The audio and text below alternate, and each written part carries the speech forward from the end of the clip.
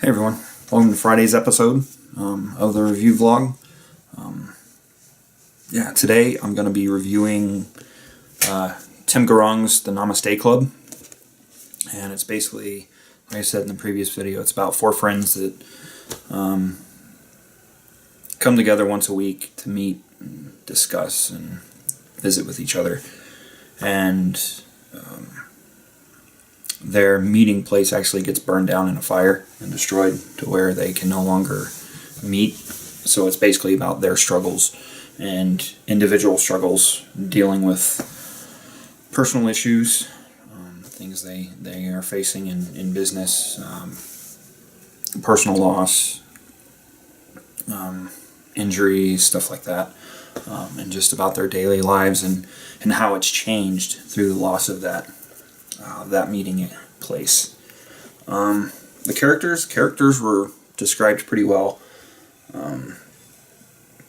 Gurung actually also touched base quite a bit in the story on generational gaps and differences between the older generation and the newer generation. The story, as far as the plot, had a really good a decent flow with a pretty good ending, and good in the sense where it wrapped up really, really well.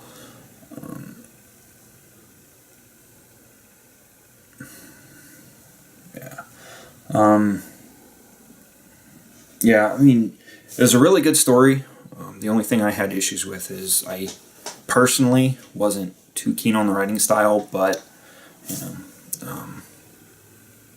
that could just be my taste. I mean, somebody else could definitely read it and definitely love the style that Gurung wrote it in.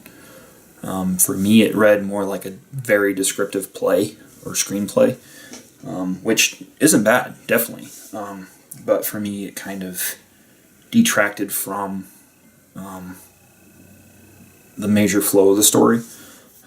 Like I said, it was a really, really good story in that sense. Well, not in that sense, but just overall. He had really good characters, a really, really good plot and premise to work with. There were actually, I may start doing this, with each review I do. There are actually a couple quotes that I really, really liked in the story. Excuse me. And the first one, basically it says, poor men's dreams are no less important than rich men. It doesn't matter where you are or whom you are with. It is the feelings of your warmed heart that matters the most. And as long as one can feel happy, warmed or loved, even a cemetery can be a heaven. The other quote that I found very interesting. Bear with me a second. There we go. It basically says, those with power won't act, and those with heart have no power. And both of those just really, really stuck out to me, with a lot of the negativity that's been going on in society nowadays. So much is focused on negative and self-centeredness that it really, you got to find the positive in whatever you're doing. And I mean, I struggle with that as well. I mean, everybody does. But if you can find the brighter points in life, it basically helps get you through the more difficult times. And it also goes with, how you treat other people. If you're kind and very kind-hearted and show kindness and selflessness to those around you, even complete strangers, it speaks volumes. Not just to you as a person, but also brightening somebody's day. Somebody could have an awful day, and somebody show 1 ounce of kindness towards them, and it could completely turn their day around. And I think that's one thing as a society we need to strive for, is to be more selfless and more kind-hearted to those around us. So yeah, that's a little bit of personal reflection for this week.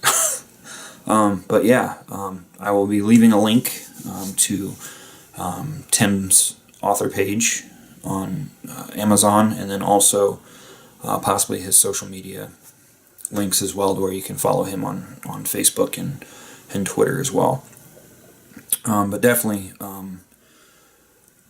especially with indie authors, if you read something, you like it, definitely get on Amazon, Goodreads, leave a review, let them know, you appreciated their novel, or whatever work you're reading of theirs. It goes a long way.